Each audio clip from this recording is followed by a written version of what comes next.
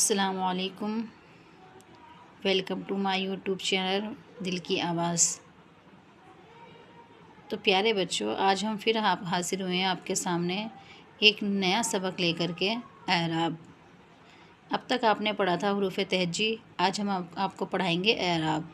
اعراب کس کو کہتے ہیں؟ ووونس، یعنی اعراب ان سہاروں کو کہتے ہیں جن کے ذریعے حرفوں کی آواز نکلتی ہے۔ اعراب ان سہاروں کو کہتے ہیں جن کے ذریعے حرفوں کی آواز نکلتی ہے، ان کو حرکات و سکنات بھی کہتے ہیں۔ جس حرف پر حرکت آتی ہے اسے متحرک کہتے ہیں۔ یہ علامتیں عام طور پر عربی زبان میں استعمال کی جاتی ہیں۔ تو سب سے پہلے ہم کیا پڑھیں گے؟ نمبر 1 پر زبر۔ یہ حرکت حرف کے اوپر ترچھی لکیر اس طرح لکھی جاتی ہے، جس حرف پر یہ حرکت ہوتی ہے اسے مفتوح کہتے ہیں۔ یعنی زبر جو ہوتا ہے وہ حرف کے اوپر ترچھی لکیر، یعنی کہ یہ جو بنا ہوا ہے اس طرح لکھی جاتی ہے، جس حرف پر یہ حرکت ہوتی ہے اسے مفتوح کہتے ہیں۔ جیسے صنم میں صاد اور نون مفتوح ہے۔ دوسرے نمبر پر ہے زیر۔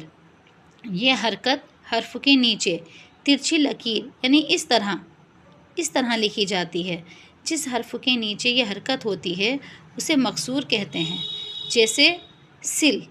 جیسے سل میں سین مکسور ہے۔ تیسرے نمبر پر پیش آتا ہے۔ یہ حرکت حرف کے اوپر چھوٹے سے واو کی شکل میں اس طرح لکھی ہوتی ہے، جس طرح سے یہ واو کی طرح شکل میں بنی ہوئی ہے۔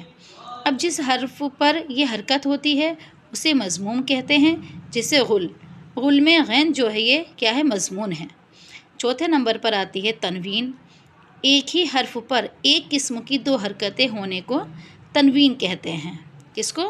ایک ہی حرف پر ایک قسم کی 2 حرکتیں ہونے کو تنوین کہتے ہیں۔ وہ 2 زبر ہوں یا 2 زیر ہوں یا 2 پیش ہوں۔ جس حرف پر تنوین ہوتی ہے اسے منون کہتے ہیں۔ اب پڑھنے میں نون کی آواز تنوین کی وجہ سے ادا کی جاتی ہے، یعنی جو نون کی آواز ہوتی ہے وہ تنوین کی وجہ سے ادا کی جائے گی، مگر نون لکھا نہیں جائے گا۔ علامت تنوین کی وجہ سے نون کی آواز نکالی جائے گی۔ مثلاً غالباً، اتفاقاً وغیرہ۔